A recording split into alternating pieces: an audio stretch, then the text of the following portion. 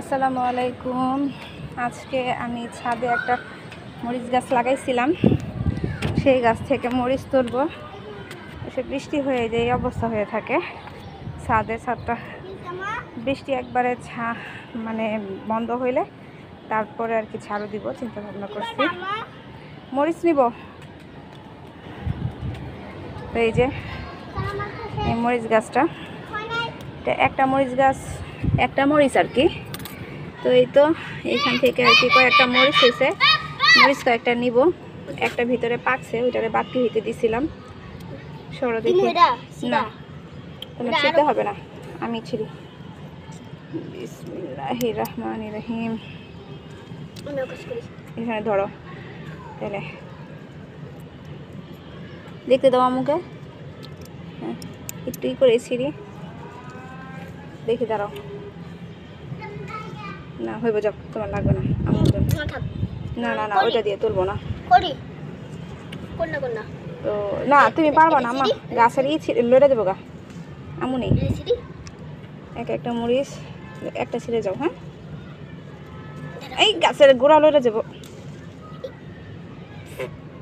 যাও, ওইছে পাতা টাতা সব সকাল আছে।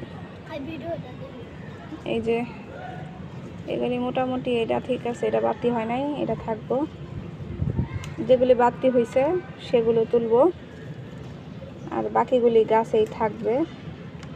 পরে আবার কোনো এক সময় নিয়ে যাব। এই দুটা নতুন হয়েছে মনে হইতেছে, এই দুটা থাক, এখান থেকে নিব। একটা মরিচ গাছ থেকে যদি মাশাআল্লাহ এতগুলি মরিচ দেয়, তাহলে বুঝেন আরও যদি মরিচ গাছ থাকে তাহলে কতগুলি মরিচ দিবে। তো নিজের গাছের জিনিস খাওয়ার মজাই আলাদা, সেটা যে কোনো কিছুই হোক, একটা আনন্দে অন্যরকম কাজ করে। আর মাশাআল্লাহ অনেক কয়টাই মরিচ হয়েছে, যেটা আমি আগে দেখি নাই। এই কাপড় লাটতে আইসা দেখি যে মরিচ গাছে মরিচ হইয়া বড় হইয়া রয়েছে। আসা হয় না বৃষ্টির জন্য, অনেক বৃষ্টি, যে কারণে পানিও দিতে হয় না।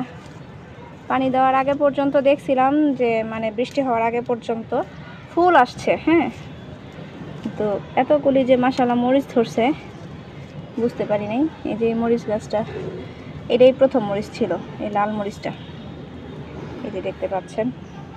তো এটা আজকে পারার কারণ হচ্ছে এটা বিচিটাকে নিব, মানে বিচিটা থেকে আরও বের করতে চেষ্টা করব, চারা বের করতে চেষ্টা করব ইনশাল্লাহ, যদি উপরওয়ালা দেয় তো।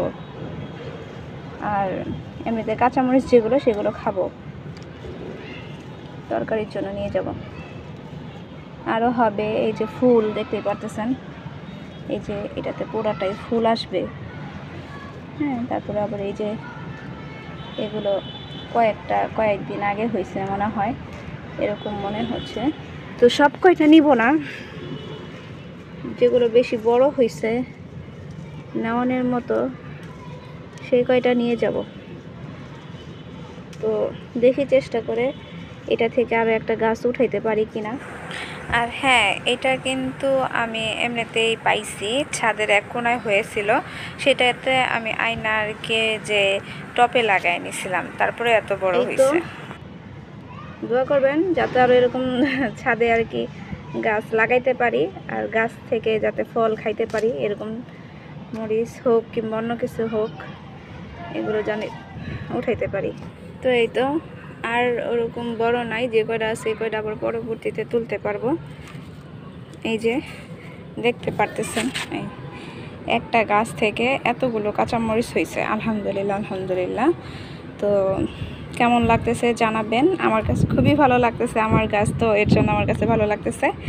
তো কমেন্ট করে জানাতে ভুলবেন না আপনারা কেউ ছাদ বাগান করেন কিনা, মানে ছাদে কারো গাছ আছে কিনা, যদি থাকে অবশ্যই আমাকে কমেন্ট করে জানাবেন। আর